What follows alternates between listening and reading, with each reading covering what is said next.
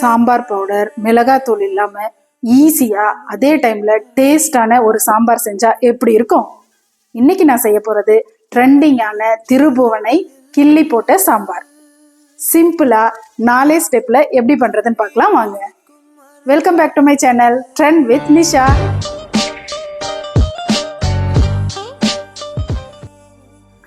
தேவையான பொருட்கள்: 20 நிமிஷம் துவரம்பருப்பை ஊற வச்சு எடுத்திருக்கேன். வெங்காயம், தக்காளி, ஒரு நெல்லிக்காய் சைஸ் புளியை கரைச்சி எடுத்திருக்கேன். பச்சை மிளகாய், கொத்தமல்லி, கருவேப்பிலை, பூண்டு, இஞ்சி தட்டி எடுத்திருக்கேன். கடுகு, உளுத்தம்பருப்பு, மஞ்சள் தூள், வரமிளகாய், உப்பு, எண்ணெய், பெருங்காயத்தூள். ஃபஸ்ட்டு ஸ்டெப்பாக நம்ம ஊற வச்சிருக்கிற துவரம்பருப்பை ஒரு குக்கரில் எடுத்திருக்கோம். கொஞ்சமாக மஞ்சள் தூள் சேர்த்துட்டு இது முழுகிற அளவுக்கு தண்ணி சேர்த்துக்கலாம்.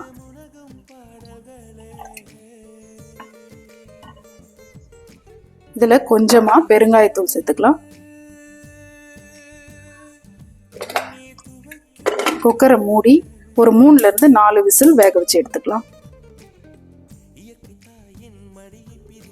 செகண்ட் ஸ்டெப்பா நம்ம ஒரு கடாயில கொஞ்சமா எண்ணெய் சேர்த்துக்கலாம். எண்ணெய் நல்லா சூடானதும் கடுகு சேர்த்துக்கலாம். கடுகு நல்லா வெடிக்கட்டும்.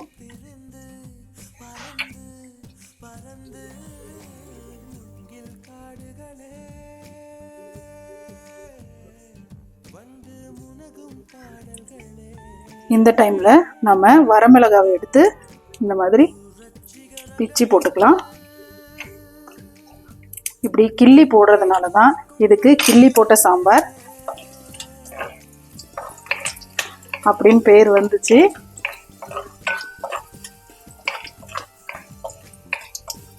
இப்போ தட்டி வச்சிருக்கிற இஞ்சியும் பூண்டையும் இதுல சேர்த்துக்கலாம்.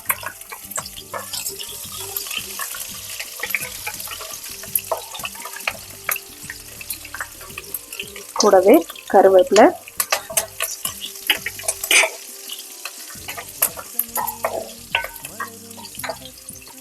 பச்சை மிளகாவை கீறி வச்சிருக்கேன், அதையும் இதுல சேர்த்துக்கலாம்.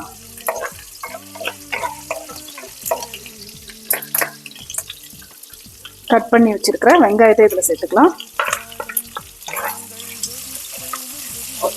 இது டிரான்ஸ்பரண்டா ஆகிற வரைக்கும் நல்லா வதக்கி விட்டுக்கலாம்.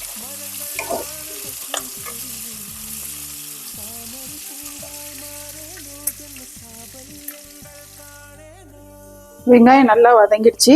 இப்போ கட் பண்ணி வச்சிருக்கிற தக்காளி இதுல சேர்த்துக்கலாம். இதை ஒரு 2 நிமிஷம் நல்லா வதக்கி விட்டுக்கலாம். இந்த தக்காளி நல்லா மசிஞ்சு வரணும்.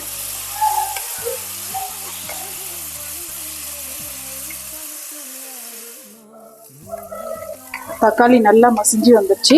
இப்போ நம்ம தேர்ட் ஸ்டெப்பா வேக வச்சு வச்சிருக்கிற பருப்பை இதில் சேர்த்துக்கலாம்.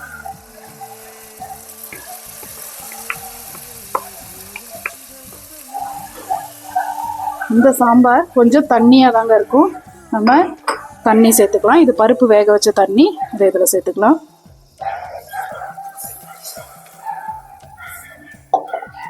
கூடவே இந்த சாம்பாருக்கு தேவையான அளவு உப்பு சேர்த்துக்கலாம்.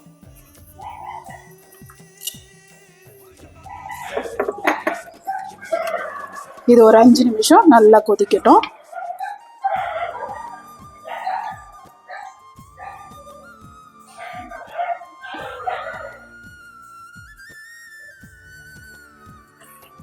பருப்பு நல்லா கொதிக்க ஆரம்பிச்சிருச்சு.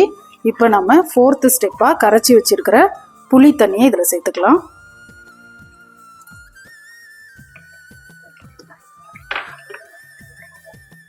இந்த சாம்பார் கொஞ்சம் தண்ணியாக இருக்குன்னு சொன்னேன் இல்லைங்களா, இன்னும் கொஞ்சம் தண்ணி சேர்த்துக்கலாம். இதில்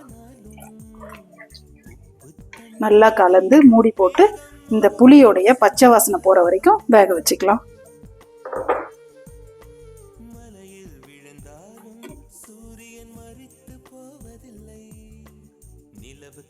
புளியோடைய பச்சை வாசனை எல்லாம் போயிட்டு சாம்பார் ரெடி ஆயிடுச்சு. இப்போ நம்ம கொத்தமல்லி இலைகளை தூவி கார்னிஷ் பண்ணிக்கலாம்.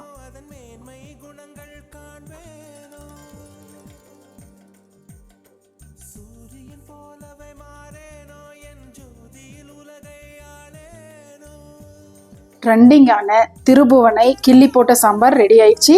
இது ஒயிட் ரைஸோட உருளைக்கிழங்கு பொரியல் வச்சு சாப்பிடும்போது என்ன ஒரு காம்பினேஷன், என்ன ஒரு டேஸ்ட்டுன்னு சொல்லுவீங்க. கண்டிப்பாக நீங்களும் இந்த ரெசிபியை உங்கள் வீட்டில் ட்ரை பண்ணி உங்களோட எக்ஸ்பீரியன்ஸை மறக்காமல் கமெண்ட்ஸில் ஷேர் பண்ணுங்கள். நாளைக்கு புது வீடியோ புது ரெசிபியோட உங்களை சந்திக்கும் வரை டாட்டா பை பாய்.